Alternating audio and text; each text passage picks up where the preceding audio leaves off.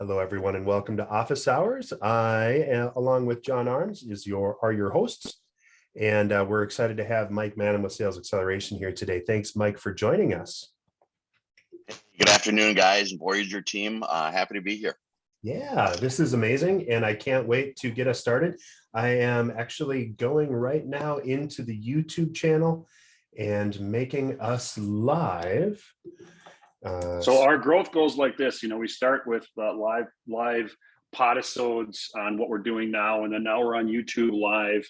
Our next two stages are Spotify, and then after that, it's right to CNBC. It'll be a direct feed.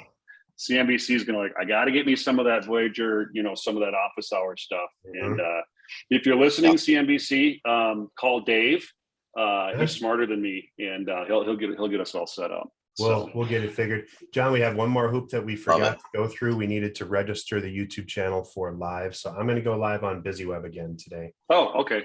All right. We'll go See, it's not easy. Getting a national footprint, Mike, let me tell you something. It's not easy stuff. We try, we make mistakes, we stumble, but we keep here at Office Hours, we keep falling forward. Absolutely. We get up, forward, get back up, get up, do it again. Exactly. Do it better. Exactly. Yep, exactly. Speaking of internet, before we, as Dave kind of plays with some of the levers and buttons a little bit, there was this horrible thing that went around the internet yesterday. This guy was fishing in Florida.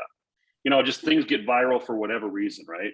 This guy's fishing. He pulls up a fish. The fish continues to bite his pinky, spin around and rip it off and swim away with it. Oh. Terrible, right? Just weird. And it's all over, gazillion views and all that kind of stuff. And because it's drama, we love drama. And then the new thing was he went back out today after going to surgery. Get this, they found the shark. It was a little shark. They found the pinky and they put it back on. How much time elapsed? I've got to pick. This is all TikTok-y, video-y, YouTube-y stuff. But I'm like, what are the chances, right? What are the chances of that kind of thing? I guess there's a lesson in there on serendipity. And never put your pinky in the mouth of a shark, but at the same time, hold out hope that good things can happen that you don't expect to. They found his pinky. How do you find a pinky in an ocean? I don't know. It's better than a needle in a haystack, I think. Wow. Probably gonna recategorize that term. That's like finding a needle in a haystack. That's like finding a pinky in an ocean. Well, here we are on Office Hours. Dave, what episode are we? This is episode 30 bajillion. No, it's I think we're at 42 if I'm looking at my notes here. So we've got a lot of library that we've covered and a lot more to go. And Mike, we're happy to have you here and talking about sales. When we were doing our prep for this chat, you talked about a lot of things that fractionals and manufacturers and small businesses just kind of need to know and think about, and keeping proactive and progressive with your sales, how to handle a lot of those thorny things. And so I know that you're going to have a lot of fantastic content for our attendees today. Of course, our normal format applies. So for the first 20-ish or so, we're going to be chatting with Mike and taking questions via chat, and then we're going to turn on your mics. So be ready, and we're going to have a nice, lively conversation today. So without further ado, Mike, if you want to screen share, feel free. And we are super excited to have you with us. Mike, what are we covering today? We are doing building a pipeline and some follow-up. So really looking at the fractional piece of the equation. How do we keep things rolling? How do we keep cooking along? And it will relate to what we do in the business world as well, because let's face it, I'm a fractional sales guy, but let's say I'm a W-2 with company X. And how do I keep my pipeline full? What's the appropriate outreach in working with those to keep a pipeline full? I've used these in practice. I teach them at places that I work with, and always learning and revamping a few things as well. If we're not changing, we're slipping. So if we're not getting universal need in business, no matter where you are. Yeah, absolutely. Cool. Just a few basic slides. Again, a little bit on me, a little bit on sales acceleration. What you guys know that story. I sent it over to you guys to see as well. So I'm going to just share, and it keeps me on track in talking. We are going to share a window. You're going to see, probably won't tell me what you guys can see. I see I see your slides with the decky thing on the side. You can go to full Great. screen if you want. There's always a little bit of nervousness there, right? When you finally expose it, like, is this going to be a picture I took this morning of the broken plumbing I have at home on the project I'm working on, or is this a picture my kid put on my laptop? You never really know. So you're safe though. You're safe, Mike. Yep. Bingo. How does that Perfect. look? Did you Looks get full great. screen? Yep. All right. Got it, baby. Like a pro. When I've done Like this a in the pro. past, I then don't get to see the guys that I'm talking to on the side. And I'm like, am I still talking to people? Are you still there? We're here. We're here. We'll utter All right. something every now and then, and just so you know we're alive. There we go. Mm. So a little bit on me and on my family and why I do what I do. You can see my very young self and my high school sweetheart, 80s, Andrea. Yeah, a little bit. Actually, about 1990, and nice. So not far from that. Yeah, you can. Is there a mullet in there that we can't see? I don't think in that one. A year prior, there would have been. Yep. Yeah. I didn't do the lines in the side of the head as I saw a guy yesterday at a gathering. Yeah, that's right. June was a busy month. If you didn't hear a lot from Mike, and why wasn't he at some events? We had a high school graduation and a college graduation all in the same. Wow. So Congrats. one coming out, one going into college, South Dakota State coming out of for our son, and our daughter is going to St. Cloud State for biology and ecodiversity. So yeah, very exciting. You got a jackrabbit and a husky. Hey, you're spot on. I'm impressed. Yes, we do. Mascots are my thing. Yep. I showed this the last time and I just glom onto this one. I like it. What's your process? And it doesn't matter which one we're talking about, but it's a fun one. Does it move? Should it move? Yes, no, WD-40 if it should, duct tape if it doesn't. I love that. So simple. Yeah, it is. It is. It is. I love that. As you're building out a group, call it spheres, call it centers of influence, whatever you might be. I've geared this to what it looks like for me, for Tom, for Chad, myself, what we do with sales acceleration. And this can be changed. But it's what I try to find when I'm connecting with people that can help me lead the business. Doing the shotgun approach, hey, we'll talk to anybody and everybody. Absolutely. But when I'm building it and to set some pillars, to get some focus on people that have got their pulse on the heartbeat of a business, of another referral, whatnot, a good referral client is worth, or a referral partner is worth 3 customers to me. That's how I look at it, meaning I'll probably get more business from, again, a good referral partner, whatever relationship you've built, because they know when we're going to come in, you're going to do a good job, whatever that job is, marketing, sales, finance, operations.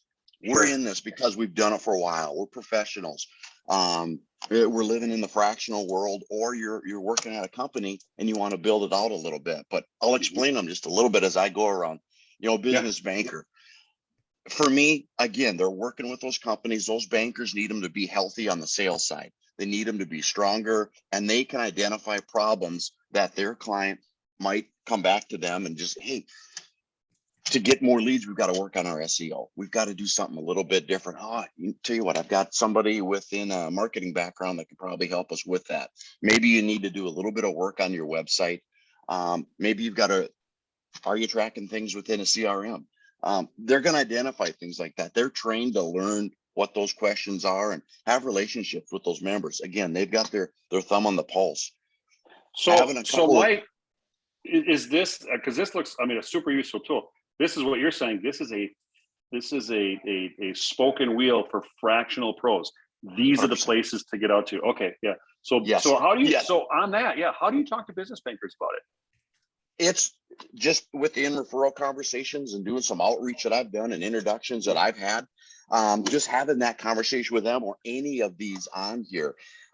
It's, telling them what you do as your practice. And I'll get into some of the details a little bit later on. Sure. Some of the meat and potatoes of what you should know and things that I've crafted a little bit different and learned over a couple of years of doing this. So you'll feed them some information.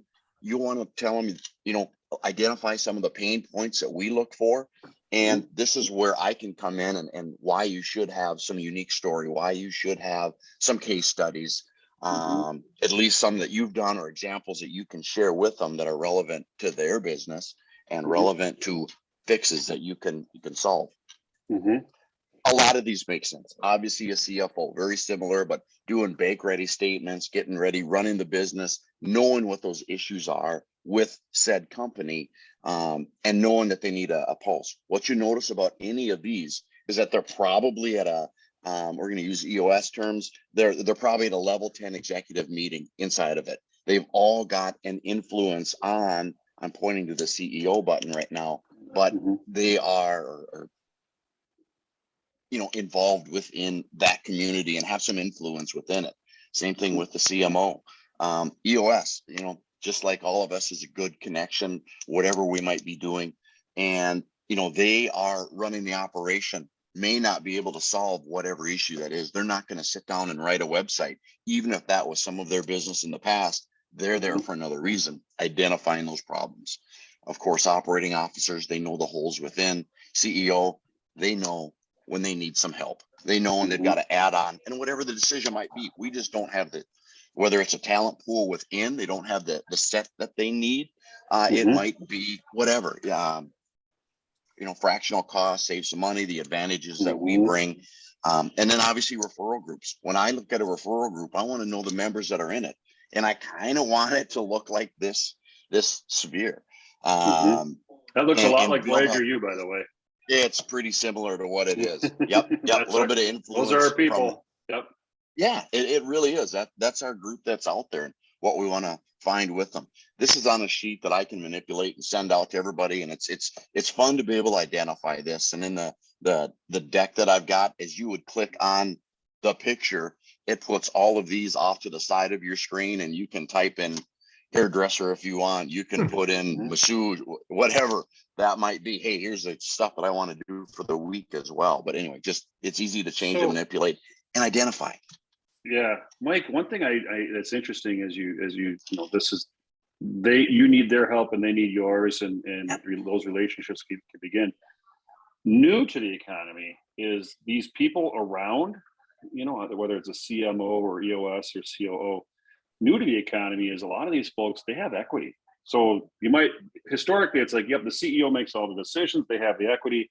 There are fractional pros, or there are independents out there like, no, I can't just bring you into the business. Not just that, I've got equity here. I've got stake. I've got share, which means the decisions we make, not only can they be influential, but they're very careful about it, right? They have to be very planful about, if I'm going to bring you in, I'm not only bringing you on my reputation, I'm also bringing you in on my upside. And it's important for people to know that. Yeah, absolutely. All conversations, again, things you should be able to talk about with the banker, the CFO on there, CIO, as well. Again, all trusted members within that. And like you said, have got a stake and equity within that brand or brands, et cetera. What do you hear back, like in the last several months of kind of using this model and having conversations? What are some common themes you hear back from these sort of spheres of influence when you start talking about fractional or what you do? What are you hearing back?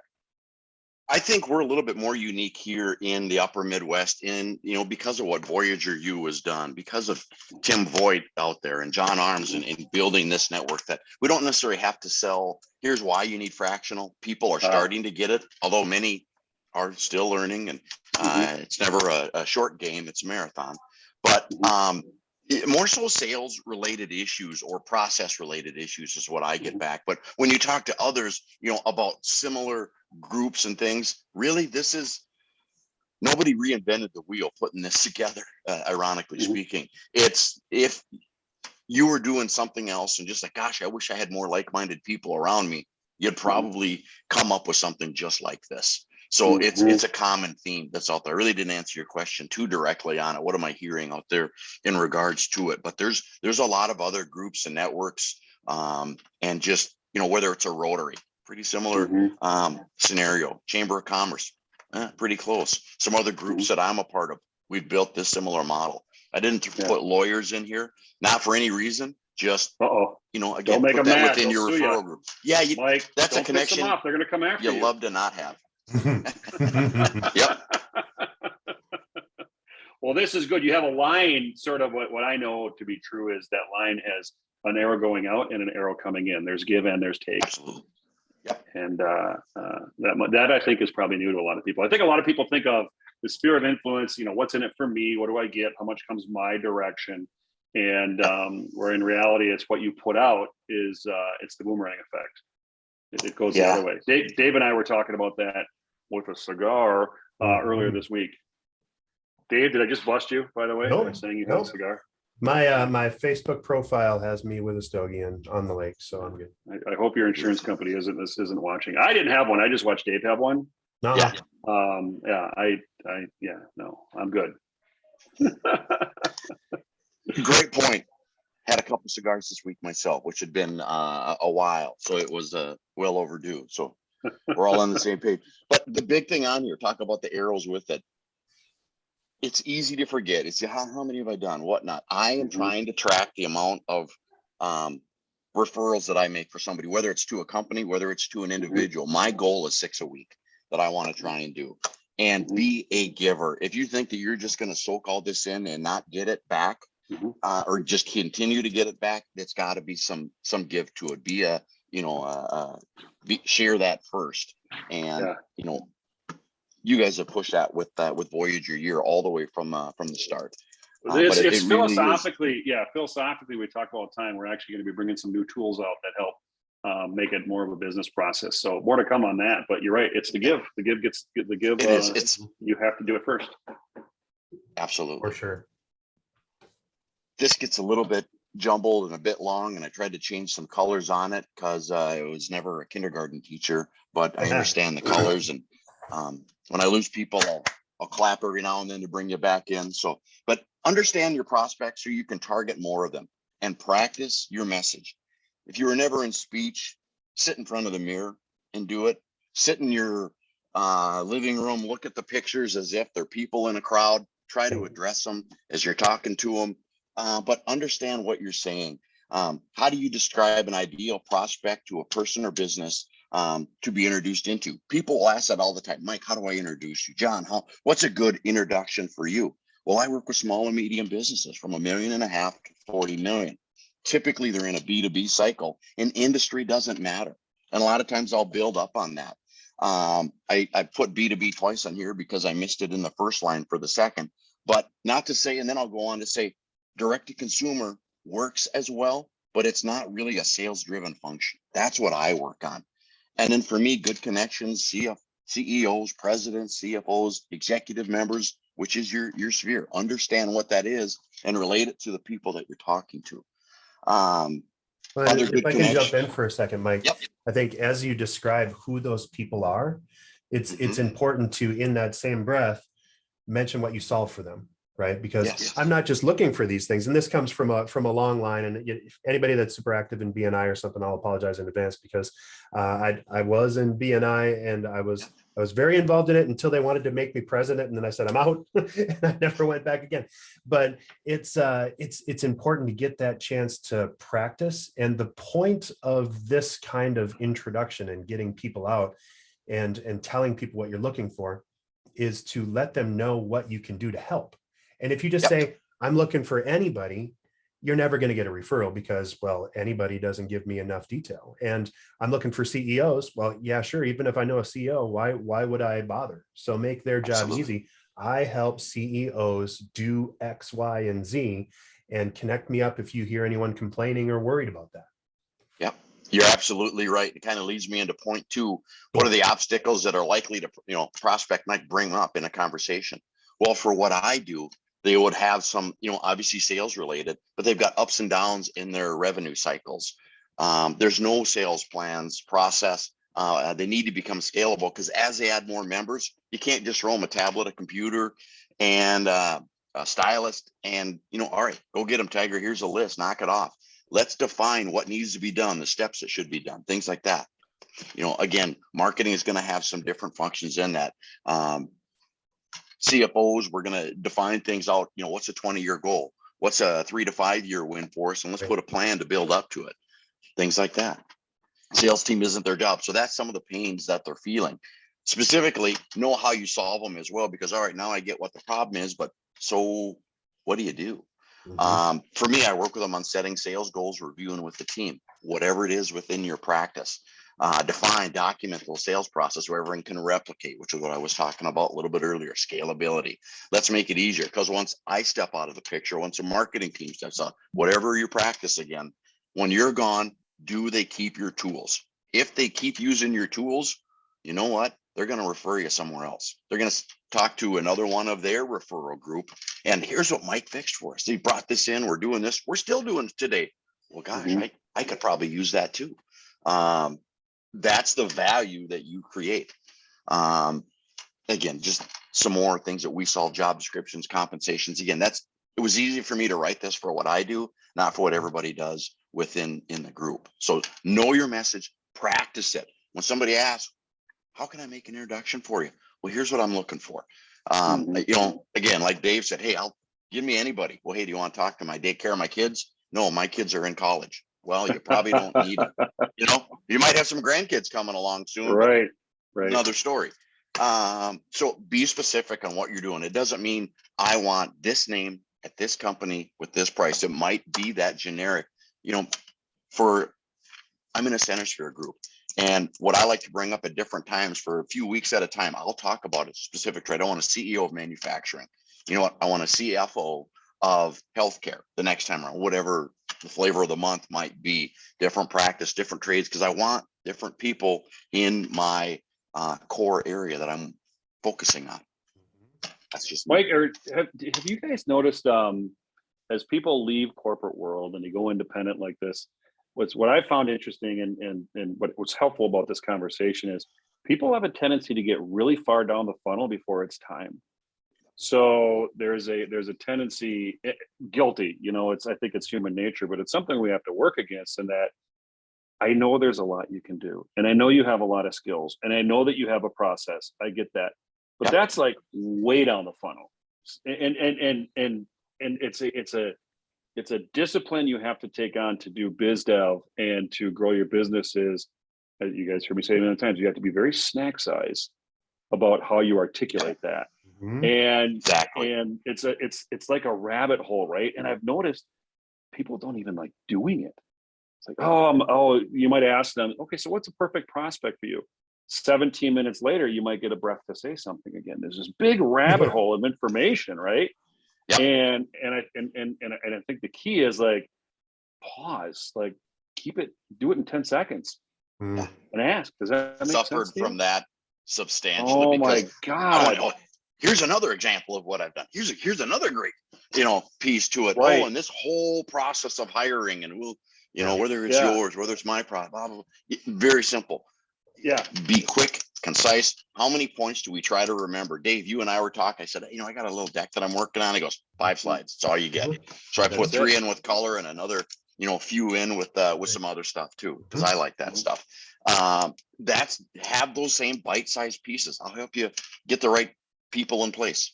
Get your sales team firing on all 8 cylinders. Maybe it's running on electricity because now everybody's driving not so much a Prius anymore. What's the car I'm thinking of that I'm drawing a blank of?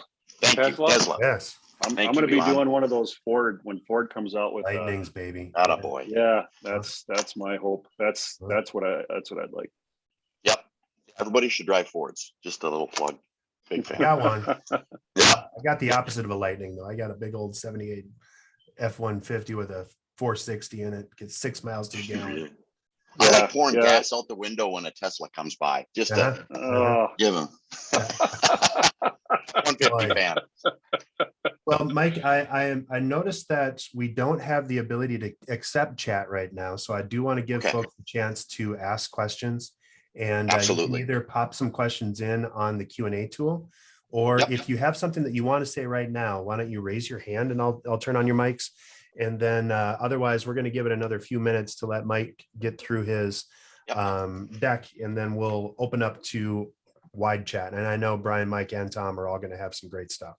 Absolutely. So as you get further down a conversation, this is not meeting 1. This might be meeting 2, but do have something in mind for a client success story so you can tell that, know of one, use some tools that you've got, case studies, things like that. when you're winning deals and you're not winning deals or not winning deals, analyze it just a little bit. Come up with a report. Why do I think I lost them? Was my price too much? Was this, whatever? Mhm. That might be early on in your process. Know your 3 uniques. John calls them your superpowers. I'm very hands-on, I'm a concise leader. I do believe in some process of plans and sales management that we can help you with. But what makes the world go round? It's having goals. It's understanding how to get there and what actions are you going to do to hit that. That's what I'm going to talk about with my teams, putting that stuff in. Dig it. If you wanted to conquer a country, it seems like you have the right tools to do it. You got a goal, a plan, and a way to track it. Although use your powers, Mike. Use your powers for good, not evil. That's all I ask. Absolutely. I'm with you. Gas out the window, for example. That's awesome. Here's something I get asked a lot, which is, this is just a little piece that I put together over, a little bit of massaging of it, a lot of puke on the screen right now. But what's appropriate contact for somebody? I got ghosted. I didn't know what to do. Well, what did you do? Think about how it was.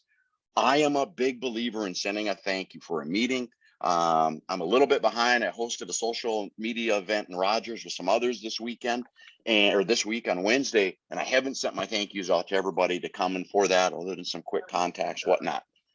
Have that ready to go. Big fan of mailing them, and no, you're not going to get mailed thank yous for coming to that one. But as you're working with clients and those close to you, be different. Hey, we're going to talk to 2 other people.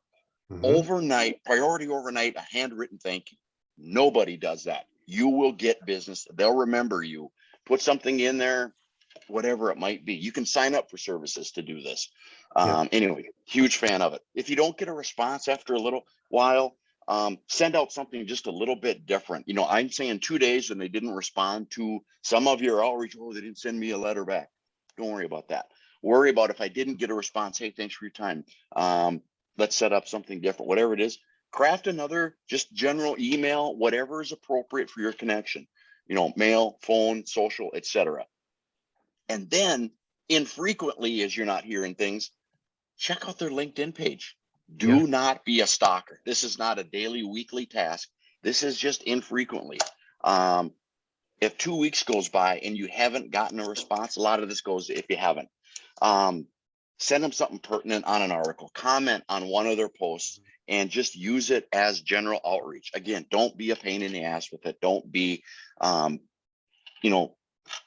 Don't be generic in it, but give them some things that they can use that relate to what your conversation was, maybe relate to what their post was. Right. If anybody is like, hey, we're good right now, need to opt out, respect that. This is a touchy one. Reply back within 24 hours, preferably no later than 8 hours. You do not have to reply within 30 seconds. You do not, because that says you're desperate. I've only got time for you. That's and true. I've been waiting on this dang thing. Yeah. I force myself sometimes to wait a little bit if I've got just that time. Do any of us have all of that? But I don't like it going past 8 hours. But the rule of 24, and I tell this to my teams, you will hear from me within 24 hours. Always try and be faster. If you don't get a response after 3 weeks, again, that's social, phone, text, et cetera, et cetera. This is a fun one that nobody thinks about. After 5 weeks, ask a referral to poke the bear, but make sure that response doesn't sound like, hey, Mike asked me to reach out to you. Get 1 or 2 people, stage it out. Hey, we're connected to this guy. You made an introduction. Just ask them, how was the conversation with Mike a couple of weeks ago? Haven't talked to him on it for a while. It's okay to do that, to get a few different points of connection with them. They'll probably be a little bit more open with them than they will be with you. So again, don't fall back on this trick with a quick response that way all the time, but just something different. Not everybody's doing this. And again, after 7 weeks, and I like these numbers. I like this time frame, but sometimes it's okay to do the takeaway to, send them a Dear John letter, which is, hey, just want to make sure if you guys are what stage you're at, where you are.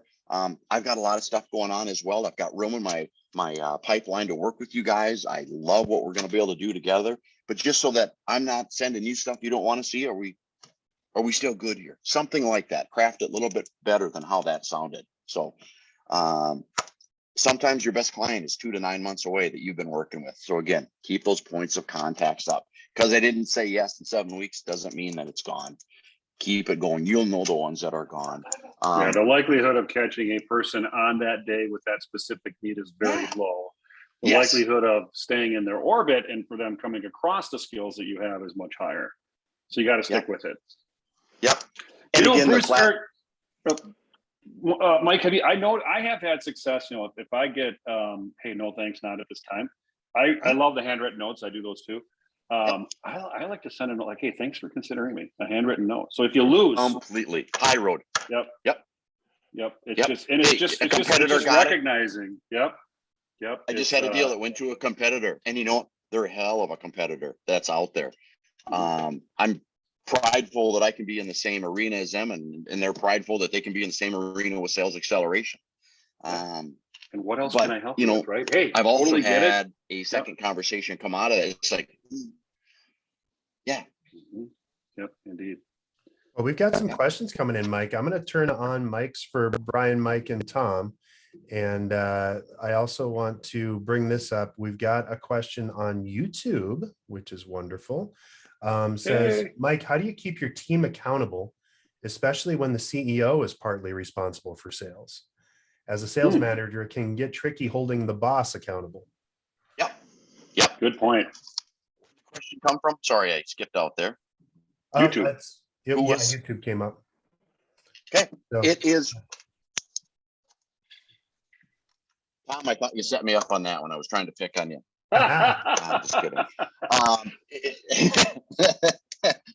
It is a good question, and that is part of the understanding we come in as a trusted value within a company, trusted partner. I am part of the executive team, and having full reins of the department does mean that comes back on me. But everybody's got accountability. You got scorecards within, and we're going to see where the deficiencies happen inside of it. I'm not picking on anybody. It's not like, hey, dude, you had 2 conversations this week. You're supposed to have 5 next week. I need 7. Get to it. Let's figure out what happened. What was there another event you did? Did you host a huge event? Did you have a golf outing that took you away from it? Where you probably made some more connections there and did some sales pitches too. So, all right, awesome. But there is a reason we need some of those goals, and it's having a conversation. We're not calling anybody out. It's not underneath the thumbnail of what we're doing, but it's open communication, regular meetings with them, and going over those goals. Maybe there's just too many darn meetings going on within a company, and they're getting run to death with it. And that's taking up too much time. Is that slowing down some of the process you're doing? And again, just making sure that cart is going, and their job description state, here's the activity that needs to be done to accomplish the goals that we need. So am I rewriting a CEO's job description? No, but I am going to talk to them about, hey, this is what I need. But I'm a little bit unique in the way that we do write up our contracts for that. I'm not going to fire him because he's not doing it, but I'm going to have a conversation of maybe we need somebody else in to also grow this out, which is a big part of that answer. I should have hit on that one sooner. It's a good question. Sorry, Dave. I'll go in after you. What I was going to say is to our YouTube note there are some tools that sometimes are built in. You know, if they're running on L10, there's accountability measures in there. Yes. But when you're dealing with leadership, right, it's different. Leaders can blow by an L10 in a second. They can just flip the table and say, we're not doing this today. And I'm the leader and it's going to go this way. So in fact, there's one of our Voyagers, one of our members, Roger Sherping, he's created a new product called the L10 Ninja. And he's recognized, right? Like accountability is tough. And just having the structure of L10 isn't enough to have a good L10. And to have people, to have that accountability and face that. And so while the processes are great, what I have learned is you have to be able to have conversations and really get the leaders talking a little bit. So accountability, right? Like, hey, if it's basic accountability, like you're not making the meetings, you're golfing, you have to sort of challenge on that. I was like, that's sending a message. It's down to individual conversations of the decision they're making. Other times, if it's not as easy as that, it's if they're making a decision that you're sort of challenging or not sure, it's like, well, just pausing and say, let's think together, not ask for their response. I'm not going to ask you to put on a leader hat and solve everything. It's like, let's spend a few minutes together and think through what this means to the business. So it's not a me versus you, leader versus next on the totem pole. It's dialogue. Those are great tools. So an L10 Ninja is one, and then the other is just really good collaborative dialogue with that leader, where they don't have to feel like they have to lead, where they're actually working through a problem. Because that's hard. I ran a business for 15 years, and it's like you have to, all shit rolls uphill, and you have to have all the answers, even when you don't. And it's a very hard place to be. So it's nice to be able to take those off and work through things with others. So that's a great way to hold people accountable. I know it's not sort of the Catholic upbringing. These are the rules. You have to follow them. It looks like this. And if you don't, here's the penalty. I think we're all feeling that that's getting pretty exhausting in business right now. Right. It changes the culture of the company you're trying to create doing that stuff. And right now the culture is what is keeping everybody where they are, keeping them in. We're a little bit less engaged on a people front. And, just because of the virtual world that we're in, which I absolutely love. And, but keeping them engaged, keeping them active, and, exactly what you said, working with them on having that conversation, whether it's a difficult one or running an L10 meeting, whatever that goal is for that project. Absolutely. Sweet. Good question. Yeah. Other questions and or comments from our esteemed guests? Raise your hand, hit the flag if you do. I always say when you run a show, there's a couple things that bug you. And one is like we say, is there any questions? And then dead air. I'm shocked. Tom wants to talk. Go for it, Tom. So Tom, I'm going to let you in here. So Thank you, Tom.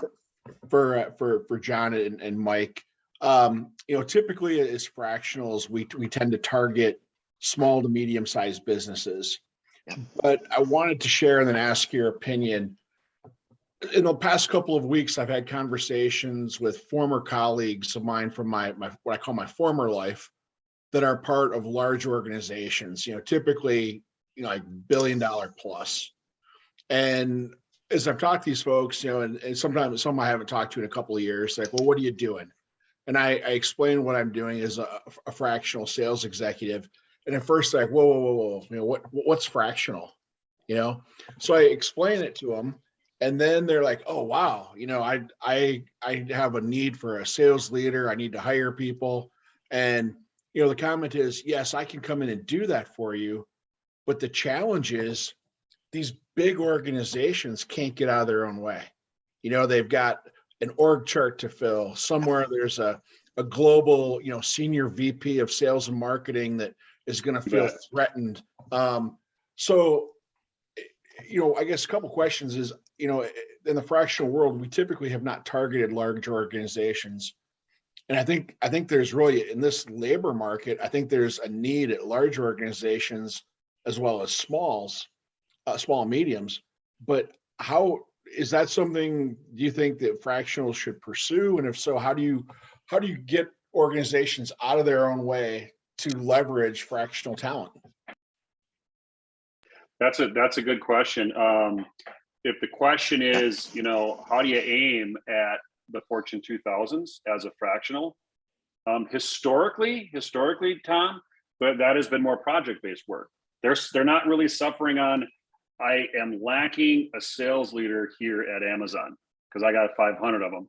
I am lacking a skill and a discipline, or a project needs attention. That said, that's changing. I believe Pepsi now has a fractional CMO. So the adoption of fractional is changing quite a bit. But the question is, how do you come at it? Well, it's not likely, Tom, that we're going to go in and say, hey, Google, I see you don't have a chief operating officer today. It's not, that's not going to happen there. But what is going to happen is like, wow, you guys are really struggling. You might have some positions that are slightly below there that are great for a fractional to take on, because the business dynamics don't change. Half the price, twice the wisdom. That's what you get with fractional. So you may not get that role, right? That top gear at the large company. But what you are going to do is deploy all of that wisdom you have into a very important function inside their business. So aim at them, but you do have to aim different. Sure. Mike, your thoughts? And even, great point and spot on. they've got a different structure, but more than likely in the conversations, and I've had those same conversations with colleagues of mine as well. It's like, we really could have used that.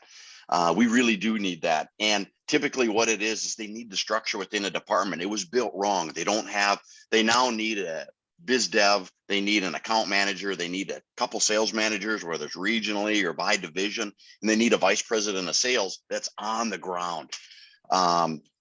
They need some of that structure, and then they need some sales training as well. So you can kind of start out, here's some work that I can do with them. We're not Sandler, we're not Dale Carnegie in what we do, but I can make introductions for you. Go through this, do that. I can get you as a certified sales leader, which is a part of Sales Xcelleration, and Tom can too. And then we can build, and now you've got those tools. How do you use them? What are you going to do? Let's put boots on the ground and put some practice to it.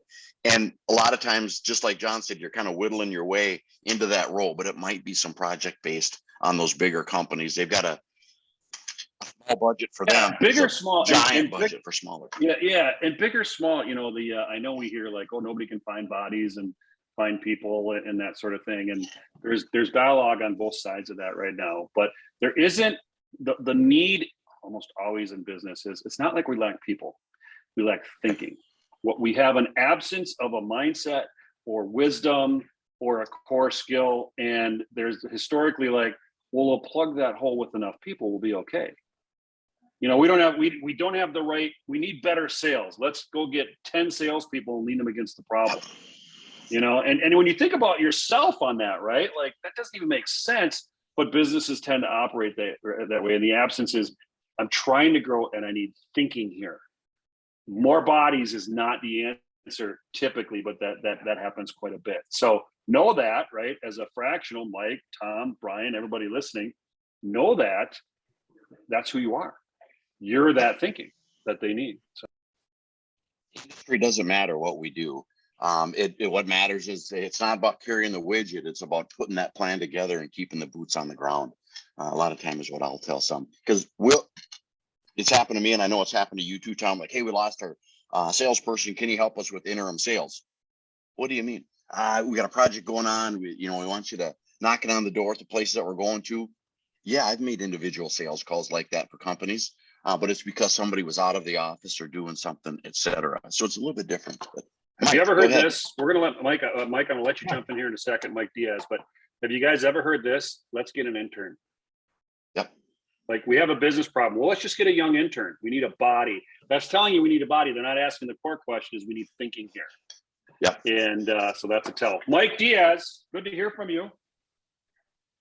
So I find it interesting that Mike hasn't kind of declared a focus on certain verticals.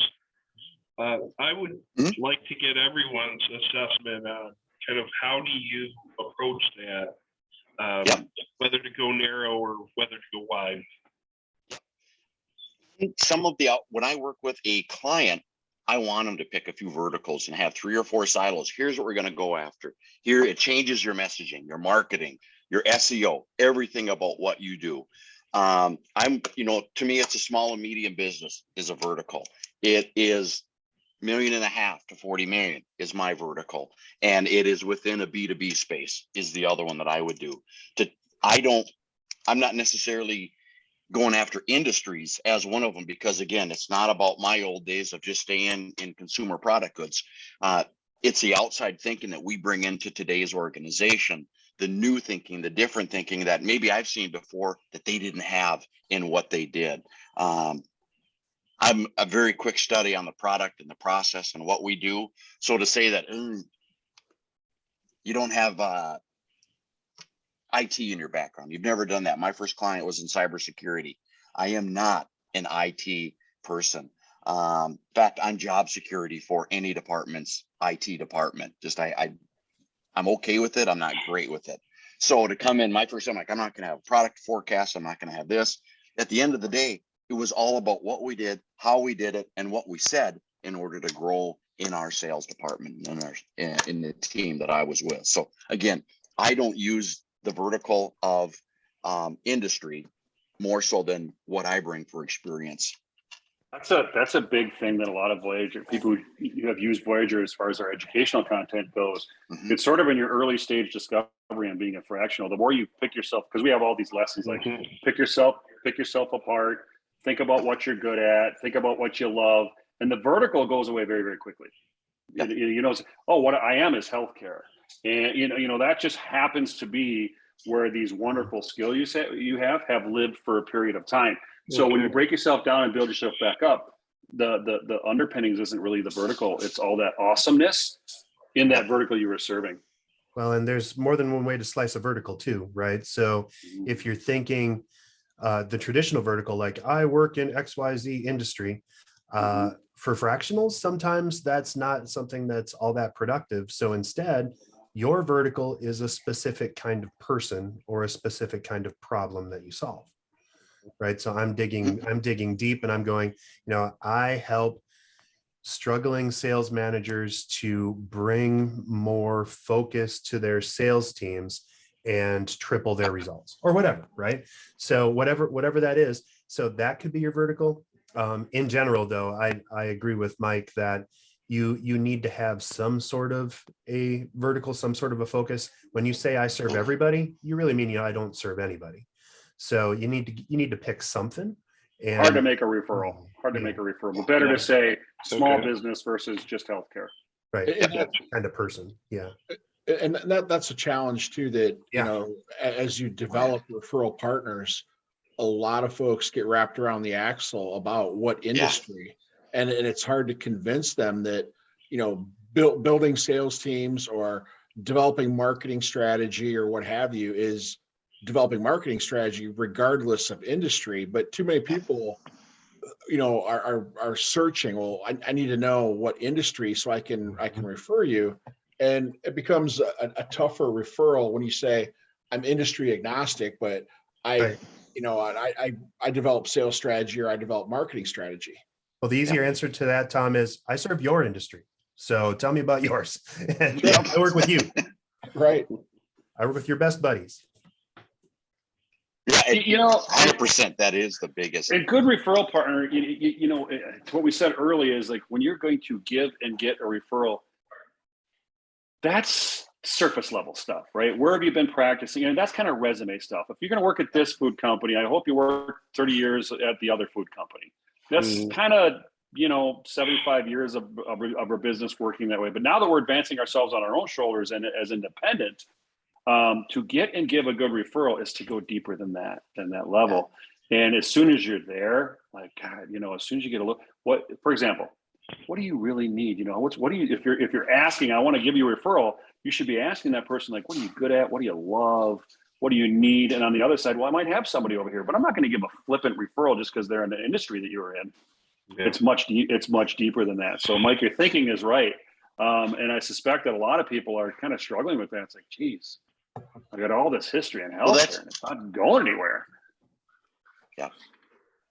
When people make hires and when you're looking for, again, in our world, which is I'm hiring for a sales manager, I'm hiring for a vice president of sales. They want to hire you for your current content within that industry at companies X, Y, Z, and A, B, and C. So I need somebody with that industry experience. With what we do, Tom and I, it's a little bit different in building out those teams, giving them structure, et cetera, et cetera. And we bring an outside thinking to a way that your business should be run. Mm-hmm. Which is a real absence in the marketplace Great right now. Mr. Newmanville. Hey, Newmanville has his right hand up. His yellow hand is up. His Simpsons hand. All right, I'll lower my hand now. All right. No, you can keep it up. I was just going to make a comment. So I was just recently talking to a guy that was in sales for his whole career, and he's now moving into fractional kind of sales. And he said, "How do I go about this? I've been in one industry my whole life." And exact same conversation here. And my response to him was, position yourself around what it is you do and adjust your LinkedIn, make sure you're focusing on the what, not on the where. And that was like the light bulb moment. And so I think that's just a good way to think about it is, and, someone that knows you well, and you've worked with maybe in the industry you've been in, can still be a great referral to their connections because they can speak to what you did in that industry that they did know about and say, hey, I'm sure this person would be really good at the same thing somewhere else. You should talk to him, you know? So anyways, just my two Well, cents. it's a good point, Brian. You know, your little cathartic. How did you articulate it? You said, think about what did say that again. That's a good point. Well, think about the what you did, not the where you did it. That's a perfect snack size. I'm going to steal 100%. that and turn it into a video, Brian. But I'll cite you in it. That's great. Think about what you did, not where you did it. Great little snack. And it was a light bulb for this person you're talking to, right, Brian? They were like, oh my God, I never thought about it that way. Exactly. They were struggling with how do they make this transition from unidimensional one industry to serving across multiples. And he gave you a little clue on why he thinks that way. And it's all, you know, for all of us to think about, why do we think that way? Because for many, many years, you didn't have to, you know, to move from point A to point B, from tech company A to tech company B, it was really about where you did it in so many ways. You can come here and work at X if you have enough experience in our category or worked at Y. Not anymore.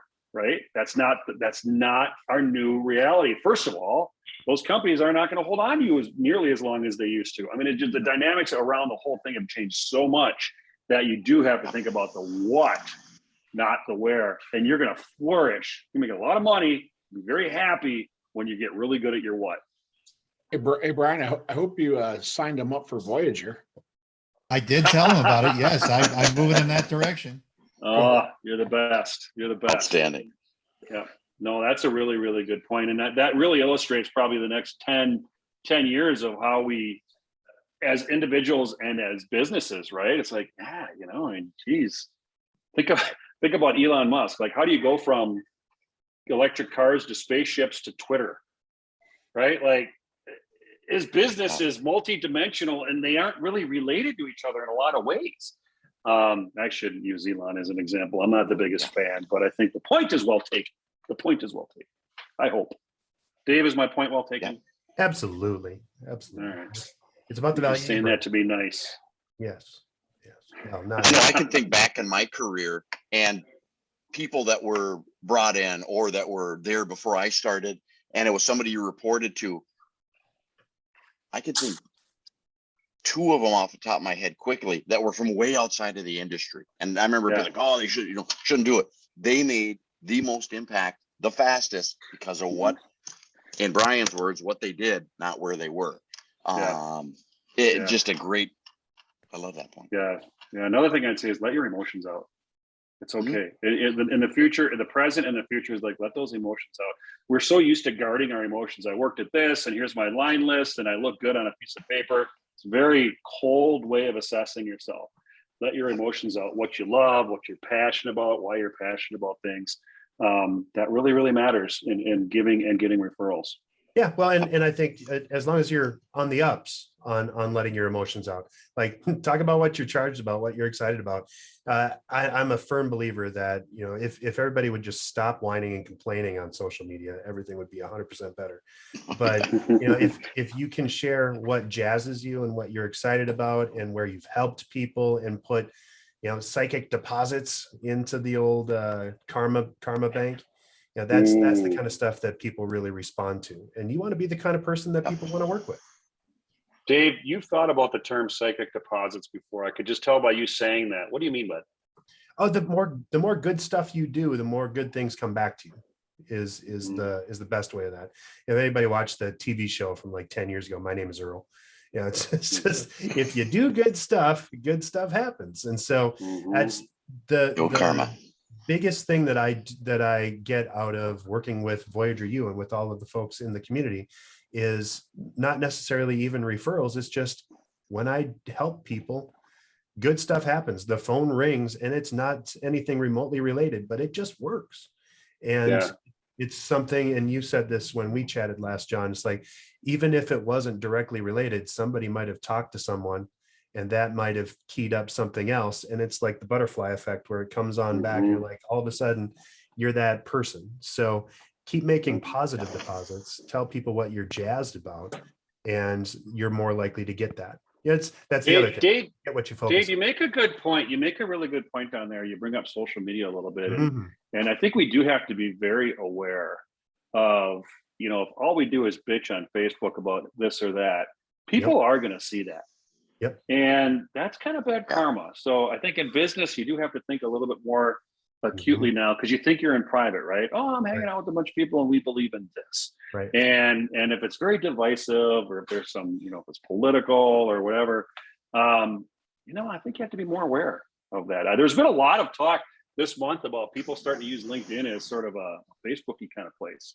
Yeah. Bringing politics and all this into it, and there's kind of like a quick no. Yeah. That's not wise. Maybe Dave, maybe your words, everybody should stop whining on social media. Will ring truer in our world, right? I can't see a downside to that. Right. Yeah. Right. Shut off the first 10 minutes of the news and stop whining on social media. That's kind of my That's right. That's pretty good. That's pretty good. So we're coming up on the top of the hour.